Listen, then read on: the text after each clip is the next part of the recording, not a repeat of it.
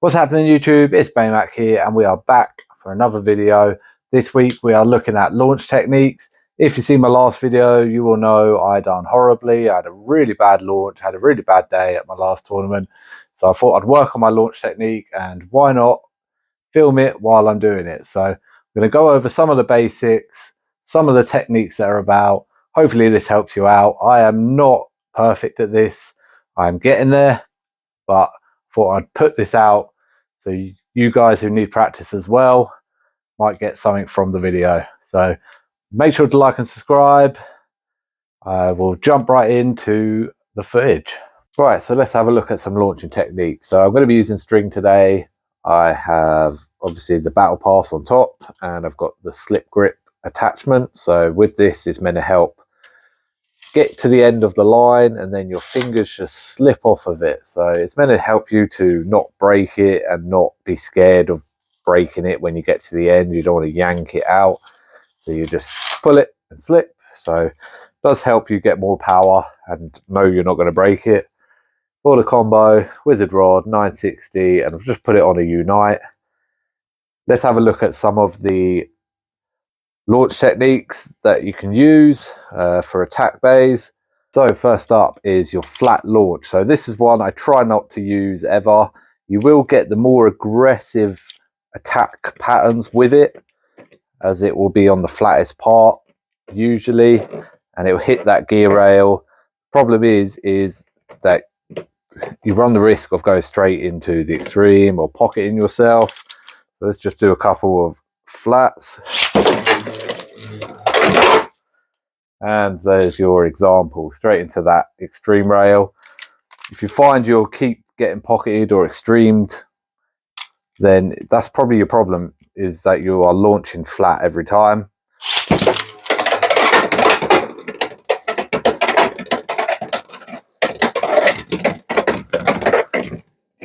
Now the way to stop this is what most people try and do, is give it a bit of tilt. So you can either go forward or backwards, and what that will do is it will, as it will be tilted, it's not going to lock into these extreme rails straight away. It's going to wind up a bit and then eventually it will hit that extreme rail. So obviously you will get different results from going forward or going backwards, and it, depending on what side you are, will give you different results as well.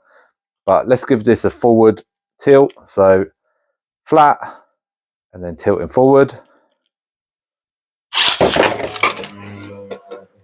See how it's winding up a little bit, and then eventually it will hit that X rail and you will start to attack. So you run less risk of pocketing yourself. And then with the backwards, same as flat, tilt it back a bit.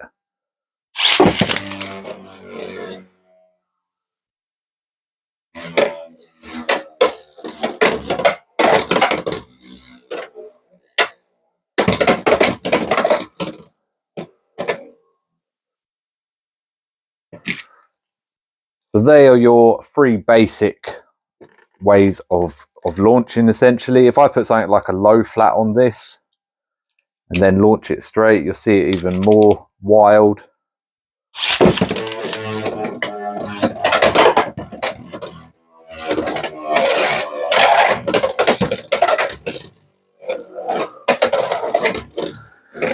Which can be really effective in battles, but you do run the risk of it self-pocketing or self-extreming. I tend to not want to have that risk. I'd rather have a bit more control, a bit more of winding up and then hit the extreme rail. But yeah, they're your three basic launches. I'm going to jump in and do some more advanced launches, show you some more advanced launches. So next one is the reverse X dash. So essentially what you want to do is launch it so that your blade goes backwards around the rail, and then you sort of want it to hover in this top area here. The point of that is because the attackers are going along the X rail and trying to hit you in the middle. If you can get yourself nicely sitting up here, let the attackers run all their energy down, all their stamina, and then you go in, you're probably going to win with your stamina type. So the way to do this is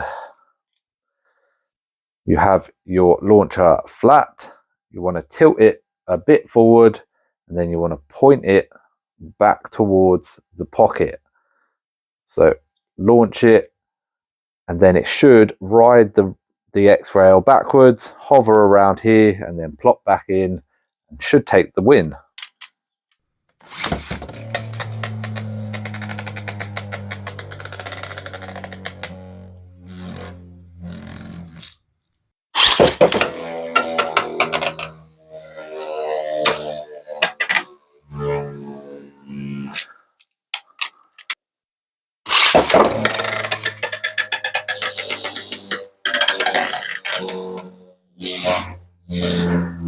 See how it held up there?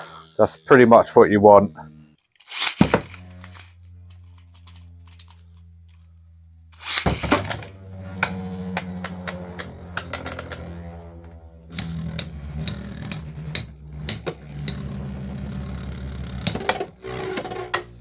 So next up is the tungsten technique, where essentially you drop in to this top left and quickly drop down, and you can smash them out quite quickly. It's a pretty effective technique if you can get this side and just drop in. It avoids the X-rail.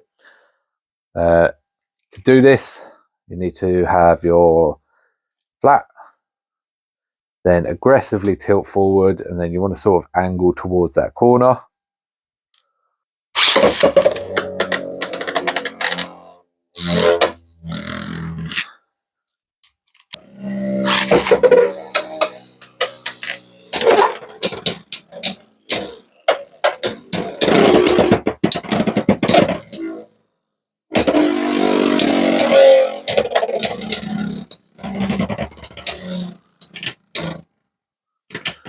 That's pretty much what you want from it. So you can also do tungsten from the other side of the stadium. So what you want to be doing is, instead of dropping into this top corner, you're aiming from the other side of the stadium to drop into that corner, or you can drop into the other side. The way to do this is you have flat, then you want to tilt it backwards, and then you also want to point it towards the top left-ish way, and then it should fly off into this top corner here, and you'll get the same tungsten effect, tungsten drop.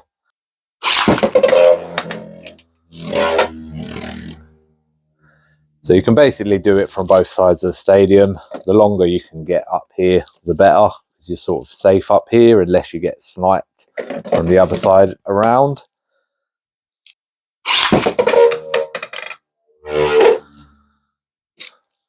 Right, that's it from me. What did you think of the launch techniques? Do you use these? Has any of this helped at all? I'm still practicing. I am not massively a fan of string launchers, but I want to be. You get a lot more control from string launchers, so I feel like it's the better route to go compared to a winder launcher.